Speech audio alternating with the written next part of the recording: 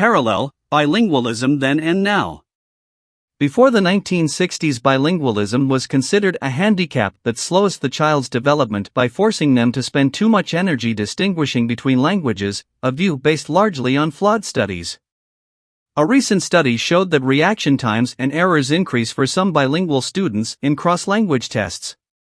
It also showed that the effort and attention needed to switch between languages triggered more activity in, and potentially strengthened, the dorsolateral prefrontal cortex.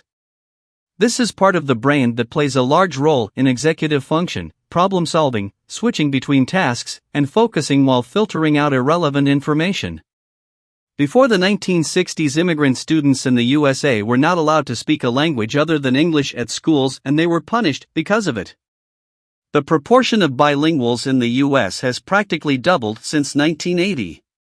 Before the 1970s in Colombia, we didn't study English at most schools but French, 1 hour every week. The promotion of bilingualism since the beginning of schooling has become one of the major goals of the educational policies in Colombia. In 1972, ASPRA, an organization working for the development of Latino youth, filed a lawsuit against the Department of Education of New York, urging the court to order the establishment of a school program for English learners. It was a class action lawsuit that had to do with discrimination against language minorities. They encourage bilingualism in the USA. In the USA, before 1972 there was no bilingual education. Non-English speakers were placed into special education classes. After 1972 it was decided to start a bilingual education program to properly address the needs of English language learners.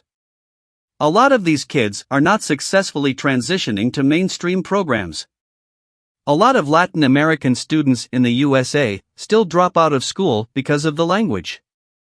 In 2004, Colombian government implemented policies for bilingualism, Plan Nacional de Bilingüismo. The goal is to become a bilingual country. English proficiency. In Colombia. Number 77, Colombia de 111 countries. Level, low. Position in Latin America, 17 of 20. Countries English proficiency.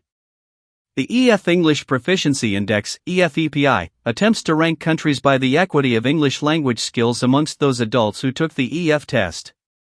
It is the product of EF Education First, an international education company, and draws its conclusions from data collected via English tests available for free over the internet. The index is an online survey first published in 2011 based on test data from 1.7 million test takers. The most recent edition was released in November 2022. Countries with high English proficiency level: Países Bajos, Singapore, Austria, Noruega, Dinamarca, Belgica. There were almost no jobs for English teachers or bilinguals. For example, there were no call centers in Colombia. Opportunity and incentive for becoming bilingual in Colombia: getting a job, traveling, being more competitive in the labor market, personal satisfaction, etc. It was believed that learning a second language was a handicap because the brain had to concentrate on differentiating between the two languages. Studying bilingualism in young children. Then and now, the same.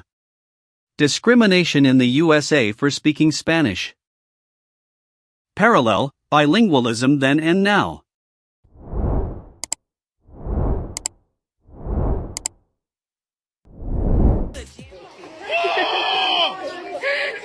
Boom, boom, and let me hear you say, well.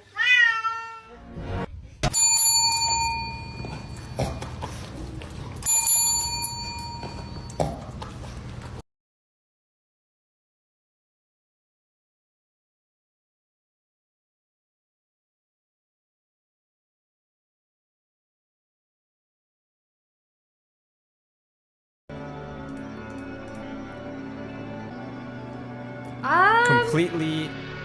She's not running. Don't. She is running.